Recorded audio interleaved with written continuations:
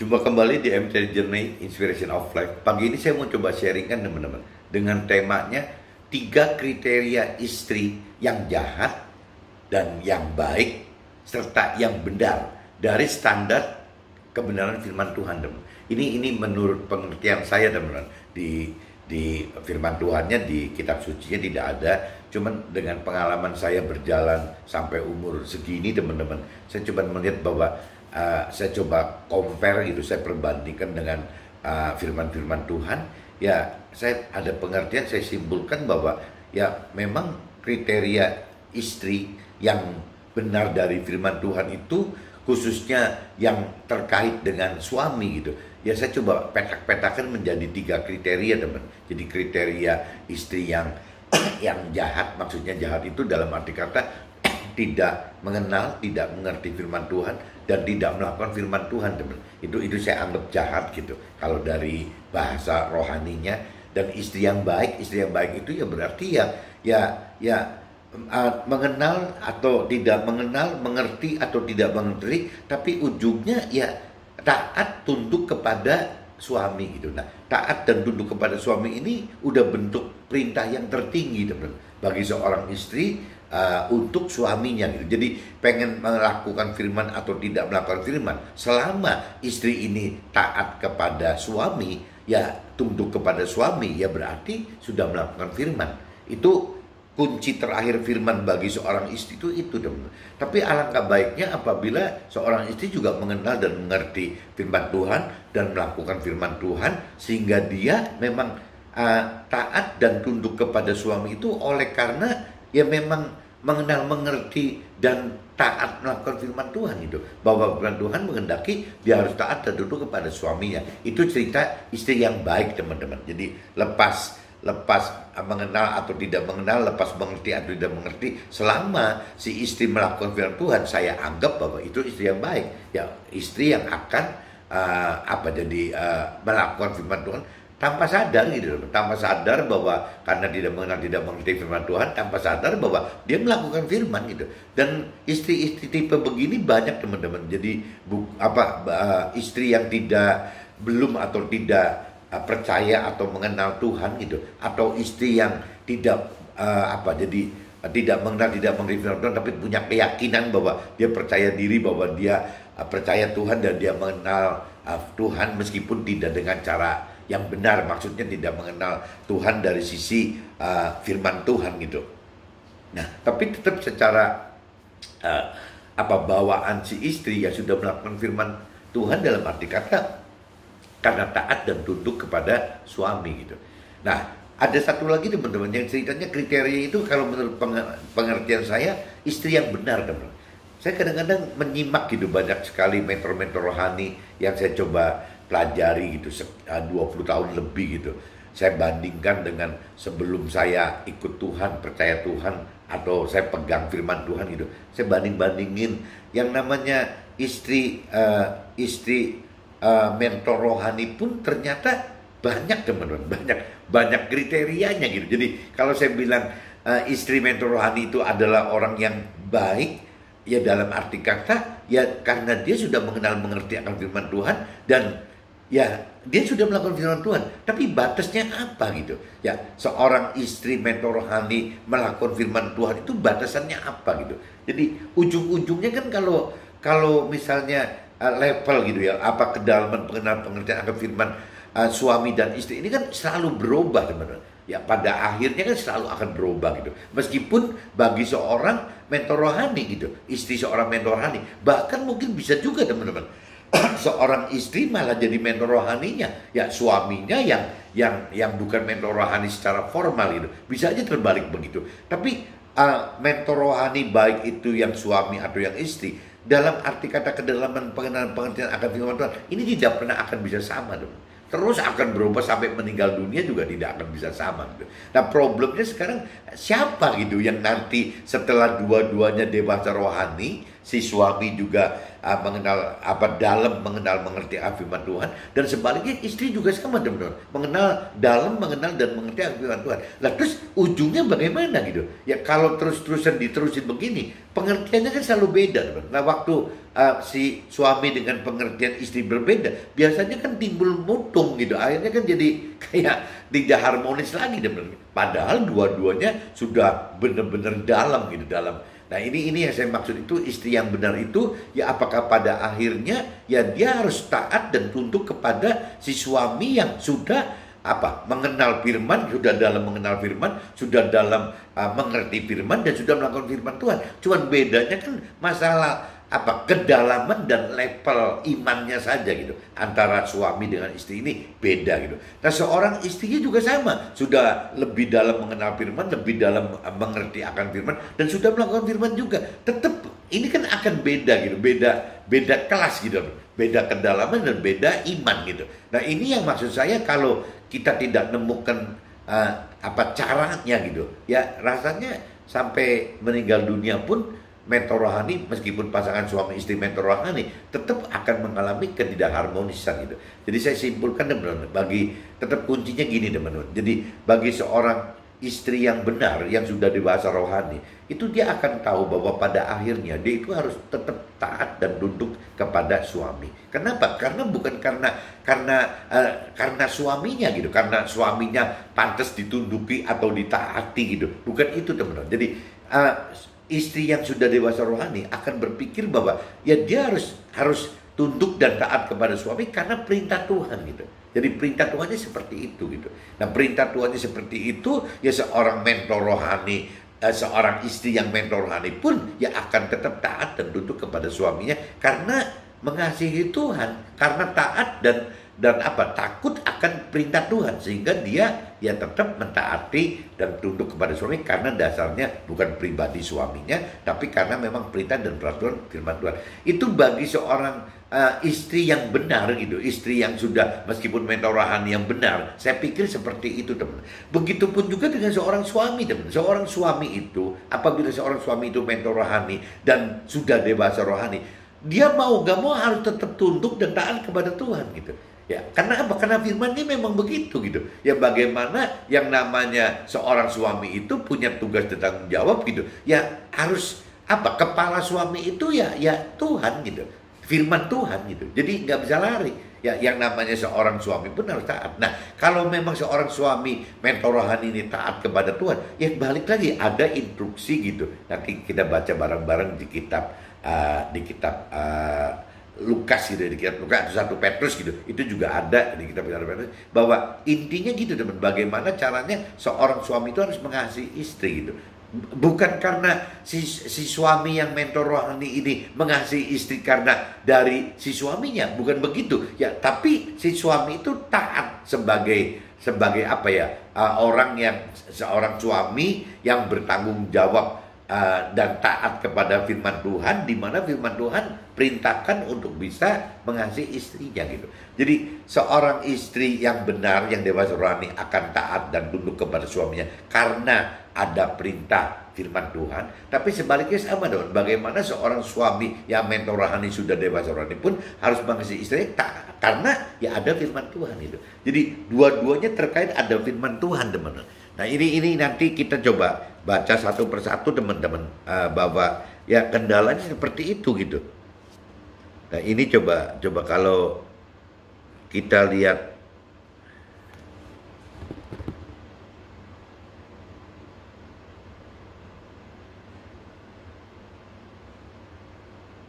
ini kan kalau dilihat di 1 Petrus aja teman-teman, 1 Petrus pasal 3 gitu ayat 7 ya bunyinya gitu teman. Demikian juga kamu, hai suami-suami, hiduplah bijaksana dengan istri, hidup bijaksana dengan istrimu sebagai kaum yang lebih lemah. Hormatilah mereka sebagai teman pewaris dan kasih karunia, yaitu kehidupan, supaya doamu jangan terhalang. Nah ini kan firman Tuhan instruksi kepada suami yang mentor rohani dan sudah dewasa rohani itu seperti ini. Jadi tidak bisa seenaknya aja gitu. Tetap dari dua belah pihak, baik pihak suami maupun istri, ya dua-duanya parameternya adalah ya karena mengasihi Tuhan gitu, sehingga akhirnya mereka lebih melakukan firman Tuhan karena dasarnya memang bukan karena suami lihat istri dan suami, tapi mereka berdua melihat Tuhan itu. Apa yang diinstruksikan oleh Tuhan, yang mereka lakukan, teman-teman.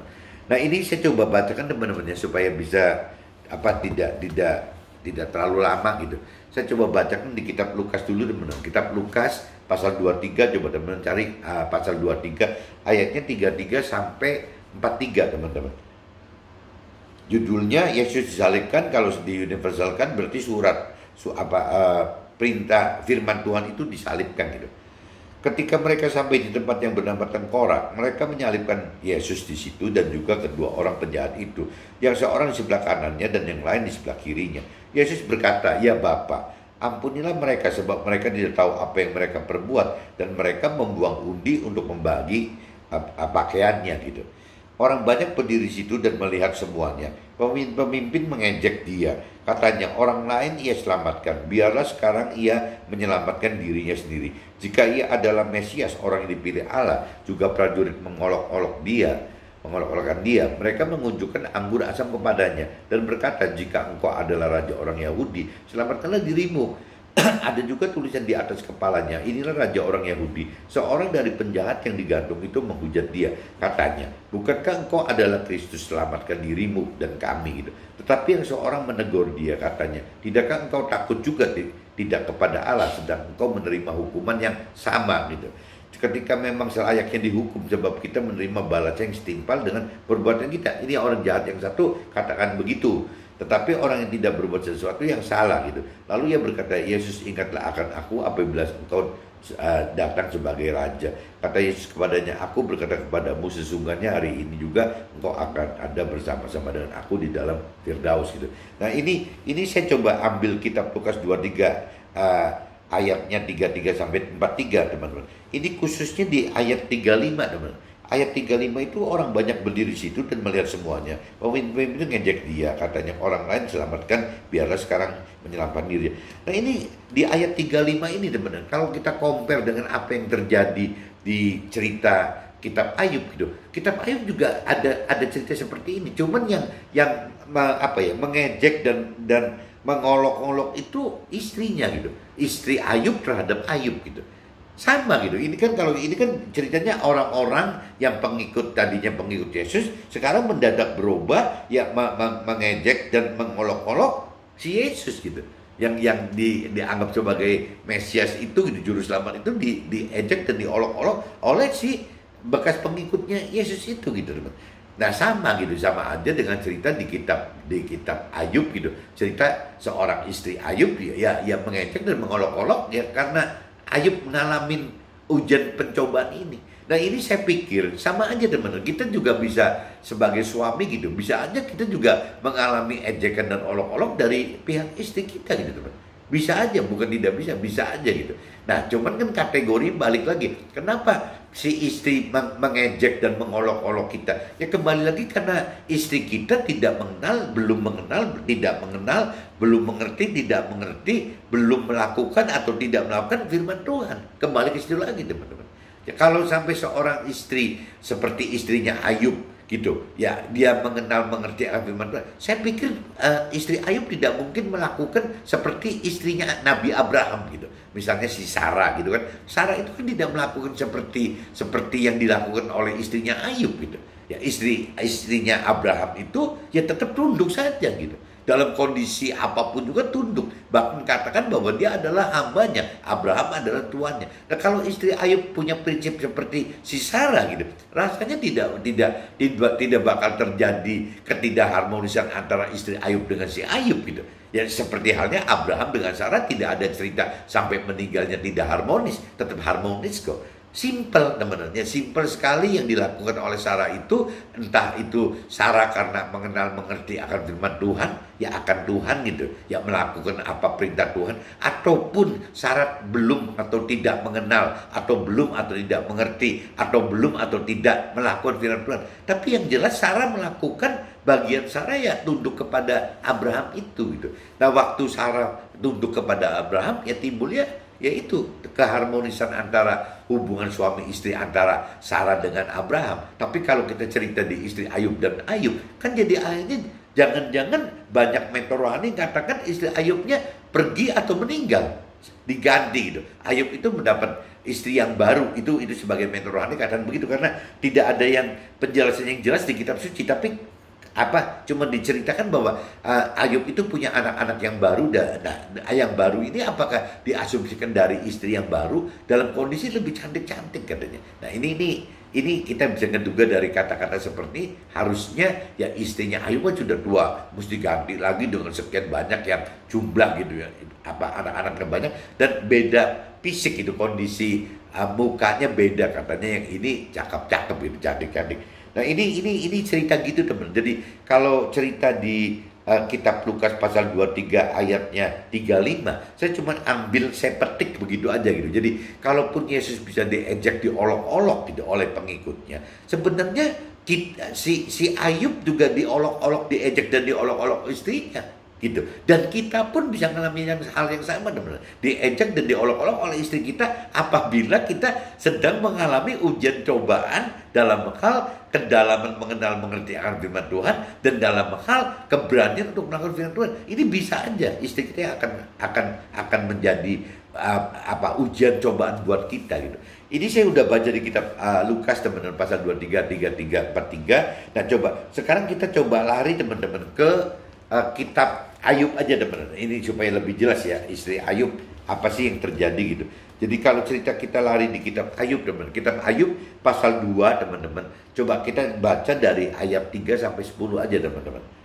Kita baca itu. Nah, firman Tuhan kepada iblis, apakah engkau memperhatikan hambaku Ayub? Sebab tiada seorang pun di bumi seperti dia, yang demikian saleh dan jujur, yang takut akan Allah dan menjauhi kejahatan. Ia tetap tekun dalam kesalehannya, meskipun engkau telah membujuk aku melawan dia untuk mencelakakan tanpa alasan. Nah ini waktu si Tuhan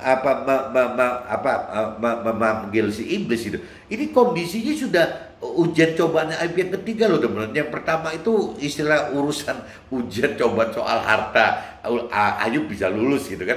Nah, terus ujian lagi anak-anaknya mati semua, meninggal semua teman-teman. Ya itu ujian kedua. Nah sekarang ujian yang ketiga nih. Jadi kalau cerita di kitab Ayub pasal 2 ayat ketiga sudah mulai masuk ke ujian yang ketiga. Lalu jawab iblis kepada Tuhan, kulit ganti kulit. Orang akan memberikan segala yang dipunyai ganti nyawanya gitu. Si iblis katakan begitu gitu. Tetapi ulurkanlah tanganmu dan jumlah jamalah tulang dan dagingnya. Ia pasti mengutuki engkau di hadapanmu. Jadi kata iblis, kalau mau kalau boleh gitu, ya coba di badannya Ayub, di dagingnya dirusak gitu.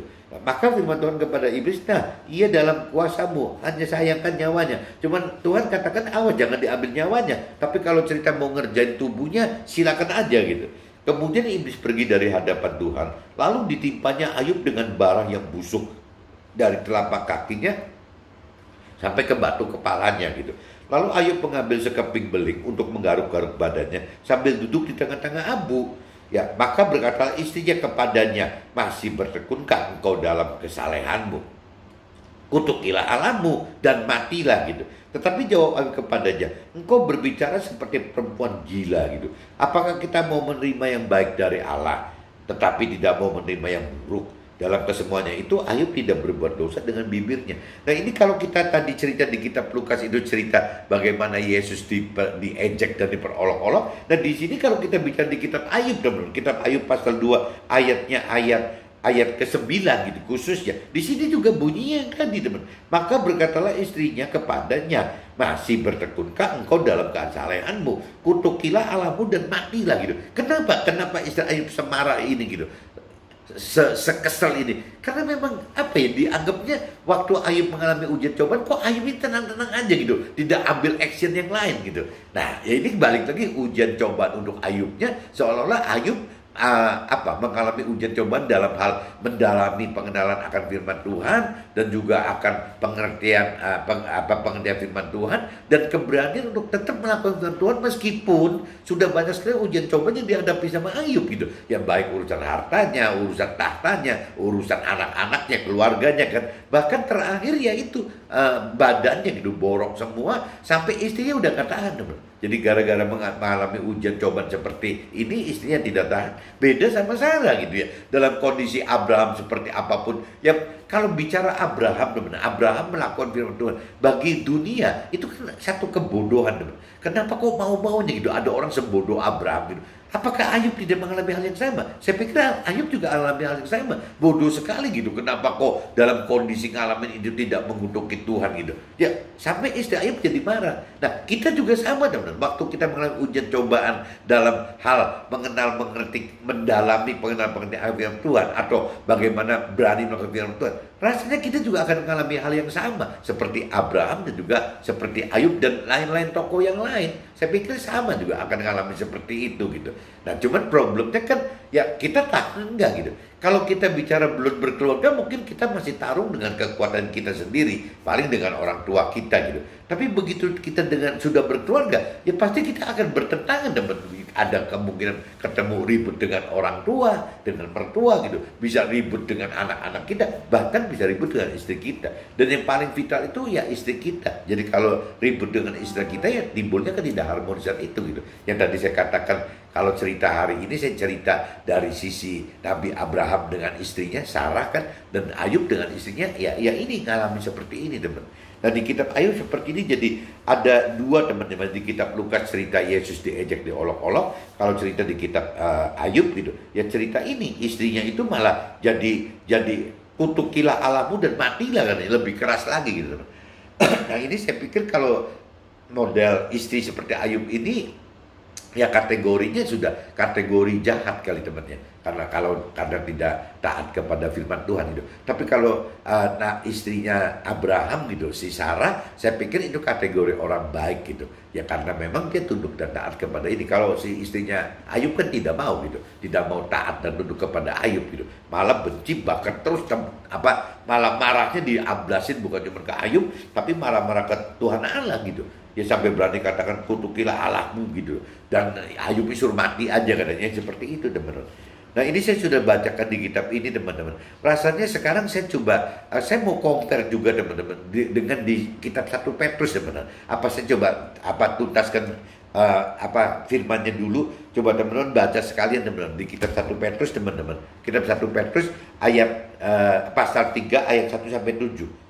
Nah, ini di sini cerita yang saya coba mikir gitu, bagaimana kriteria istri yang dipetak-petakin kategorinya. Ada istri yang jahat kayak istrinya Ayub gitu, ada cerita istri yang baik seperti istrinya Abraham atau si Sarah ini. Dan ceritanya nanti saya mau cerita apa yang saya lihat gitu, terjadi kehidupan dalam keluarga mentor saya yang mungkin 12 tahun lebih tua, berarti satu tingkatan yang lebih tua gitu, usianya itu lebih sepuh, tapi sampai ini hari ya mungkin sekitar umur 70, 80 gitu ya, tetap masih baik. Nanti saya coba cerita gitu. Nah, ini saya bacakan dulu di kitab 1 Petrus pasal 3 ayat 1 sampai 7. Demikian judulnya, hidup bersama suami istri. Demikian juga kamu, hai istri-istri, tunduklah kepada suamimu, supaya jika ada di antara mereka tidak taat kepada firman, mereka juga tanpa perkataan dimenangkan oleh kelakuan istrinya.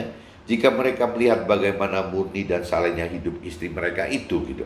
Perhiasanmu janganlah secara lahiriah, yaitu dengan mengepang-epang rambut, memakai perhiasan emas, atau dengan mengenakan pakaian yang indah-indah gitu. Tetapi perhiasanmu ialah manusia batinia, yang tersembunyi dengan perhiasan yang tidak binasa, yang berasal dari roh, yang lemah lembut, tentram, dan sangat beragam di mata Allah. Sebab demikian caranya perempuan-perempuan kudus dahulu berdandan, yaitu perempuan-perempuan yang menaruh pengharapannya kepada Allah. Mereka tunduk kepada suaminya. Ya, kuncinya gitu. Mereka adalah tunduk kepada suaminya tanpa syarat, benar-benar. Nah, kalau sekarang kan banyak sekali istri-istri yang tunduk kepada suami tapi dengan syarat gitu. Nah, sedangkan firman katakan tanpa syarat gitu. Ya, dia harus tunduk aja gitu.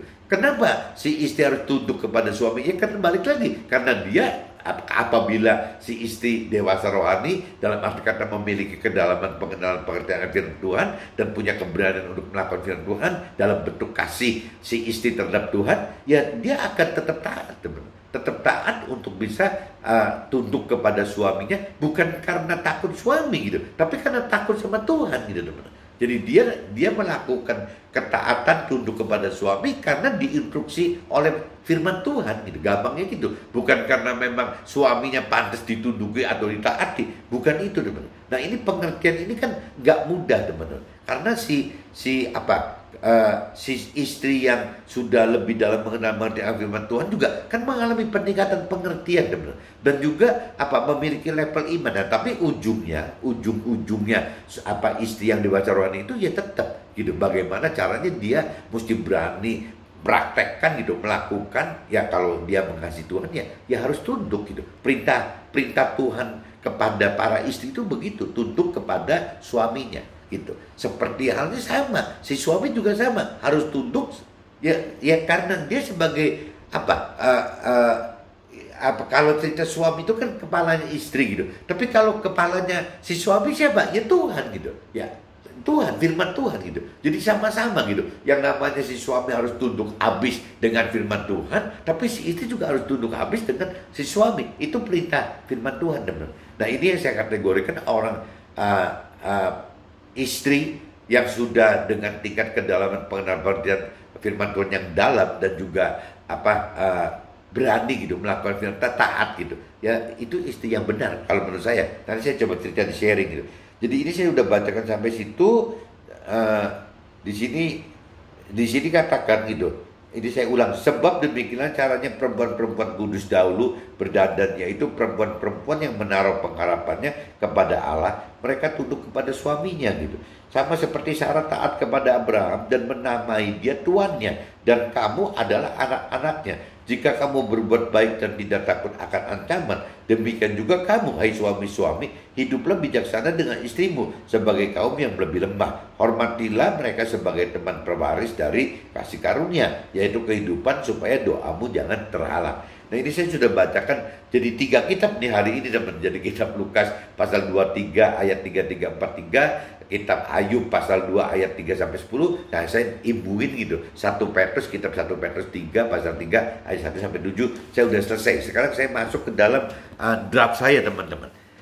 Kriteria istri yang jahat dari standar firman Tuhan adalah istri yang tidak mengenal, tidak mengerti, serta tidak melakukan firman Tuhan itu. Sehingga tidak berbeda dengan kebanyakan orang-orang yang mengejek dan mengolok-olok Yesus saat Yesus harus melakukan firman dengan alami penyaliban tadi gitu, yang tadi ceritakan tadi gitu. Jadi ya akan seperti itu, teman-teman. Kalau seorang istri yang tidak mengerti firman Tuhan, tidak mengerti firman Tuhan, ya akan mengejek, ya mencemooh suaminya, bisa saja gitu. Bisa juga mencemooh suaminya gitu, mengejek dan mencemooh suaminya gitu. Tidak berbeda dengan istri yang mengejek dan mengolok-olok serta menghina jika suaminya alami proses pendewasaan rohani dalam bentuk melakukan firman yang dengan mengalami proses ujian dan cobaan secara lahiriah dan batiniah gitu. Karena melalui proses metamorfosa, si suami ini kan harus mengalami perubahan gitu, berupa yang jadi kepompong itu, di mana ya secara alami perubahan itu kan dari ulat gitu, ulat yang kata orang menjijikkan menjadi kupu-kupu yang indah. Itu kan si suami kan mengalami proses ini, teman. Jadi proses dari ulat menjadi kepompong menjadi kupu-kupu gitu. Nah, si istri kan lihat kejadiannya dari mulai ulat, dia masih bisa terima dengan cara hidupnya si ulat. Nah, waktu bicara menjadi kepompong itu kan kayak diem, teman, kayak orang bertapa gitu, yang tidak ngapa-ngapain gitu. Makanya seperti cerita tadi, istrinya Ayub marah ke Ayub karena begitu gitu, karena sekian tahun yang namanya Ayub itu kayak bertapa, tidak ngapa-ngapain.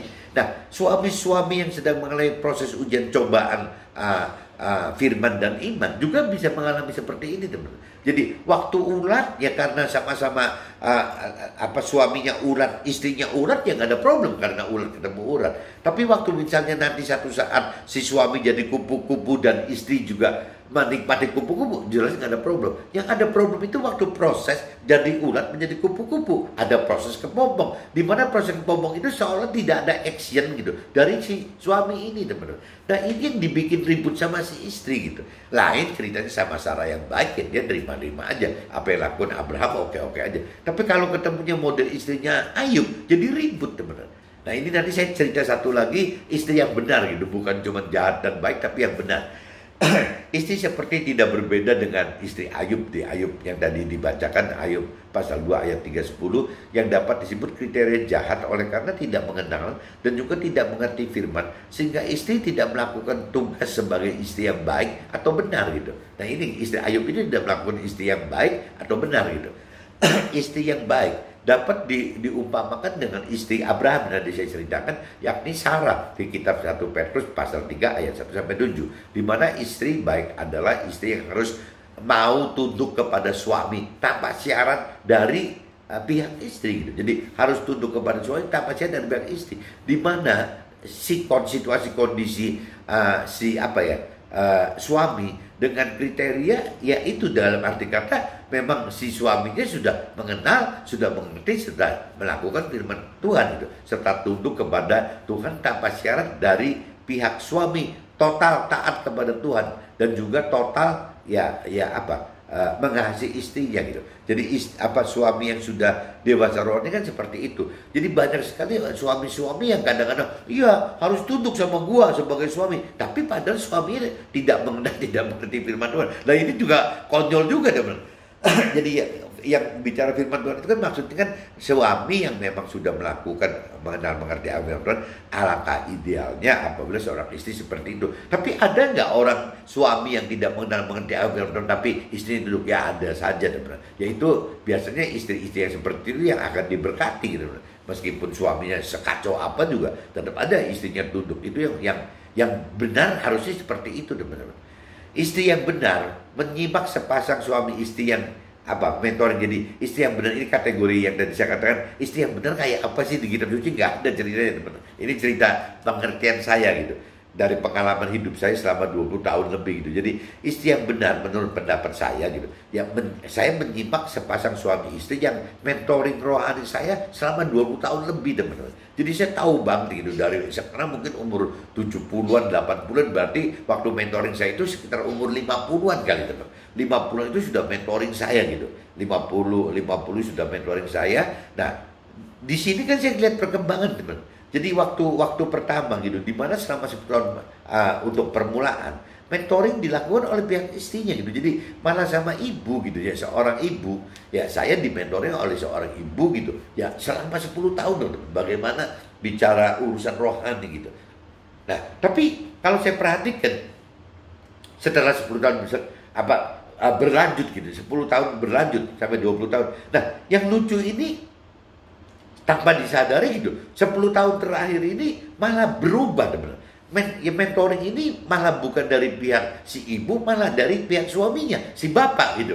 Jadi yang tadinya istrinya mentoring saya gitu, mentoring rohani saya, sekarang suaminya gitu yang mentoring ini. Nah, kalau saya lihat seperti ini, saya juga kagum gitu. Ya, padahal yang namanya kalau bicara dari agresivitas suami dan istri ini, yang istri ini lebih dominan teman. Jadi kalau bicara secara duniawi gitu, itu istrinya sangat dominan dan sangat proaktif gitu, sangat proaktif. Dua-duanya memiliki pengertian akan firman yang dalam sekali gitu. Dua-duanya juga kalau bicara dari sisi keberanian melakukan, dua-duanya berani teman. Dua-duanya itu benar-benar berani melakukan. Jadi imannya tinggi sekali. Jadi kedalaman pengertian akan firmannya dalam gitu. Ya, yang namanya level imannya juga tinggi. Nah ini kan saya jadi lihat ujungnya gimana nih gitu. Nah tapi kalau saya lihat sekarang gitu setelah 20 tahun, ternyata istri yang benar itu akan alami kedewasaan rohani dalam bentuk tetap loh. Jadi ujung-ujung itu taat kepada Tuhan dan suami dengan matikan ego pribadinya gitu. Jadi ternyata istri yang benar itu adalah meskipun tingkat kedalaman pengertian firman Tuhan dalam sekali dan tingkat level iman percaya kepada Tuhan tinggi sekali, tapi tetap tidak bisa terhindar dari yang firman Tuhan gitu, bahwa seorang istri itu dia tetap harus taat dan tunduk. Nah cuman kan yang dia praktekin sekarang kan jadi bagaimana caranya ya dia jadi supportingnya si suami saja gitu. Padahal kalau bicara secara dari kemampuan tidak kalah teman, bahkan bisa lebih. Tapi kalau dari cerita istri yang benar itu ya akhirnya istri itu membuang ego pribadinya dengan kembali ya istri ini taat sekali kepada Tuhan gitu, taat kepada Tuhan dengan cara ya melakukan firman Tuhan. Nah, salah satu firman Tuhan itu ya menghendaki agar seorang istri itu harus taat dan tunduk kepada suaminya. Nah, akhirnya si istri yang benar ini ya tunduk ya akan apa? Perintah dan peraturan si suami ini gitu. Ya pengen bagaimana? Ya dia cuma support aja gitu. Jadi karena kalau terus diikutin kemampuan gitu, tidak ada habisnya teman. Kemampuan pengenalan pengerjaan firman Tuhan itu nggak ada habisnya. Ya berujungnya kalau saya pelajarinya setelah mereka mencapai umur 70-80, oh ternyata mereka harmonis dengan cara begitu. Istrinya yang jadi mengelak, padahal waktu yang saya kenal awal, istrinya jauh lebih dominan daripada suaminya gitu. Tapi setelah 20 tahun lebih gitu, ya menjelang sudah ya umurnya kan sudah hampir 70-80 kan sudah masa-masa expired date kan dari dunia gitu kalau dari sisi firman. Ya tapi ternyata ya istrinya begitu. Jadi bagus sekali gitu, istrinya benar sekali yang mulai meninggalkan ego pribadinya untuk ya totally taat dan tunduk kepada suaminya karena memang dia mau taat dan tunduk kepada firman Tuhan. Oke teman-teman, mudah-mudahan ini bisa diceritakan apa ya, jadi pengalaman bahwa 3 kriteria istri itu bisa ada istri yang jahat seperti istrinya Ayub, istri yang baik seperti istrinya Abraham, dan juga istrinya mentoring saya gitu, mentor rohani saya, yaitu istri yang benar. Oke teman-teman, see you, bye-bye.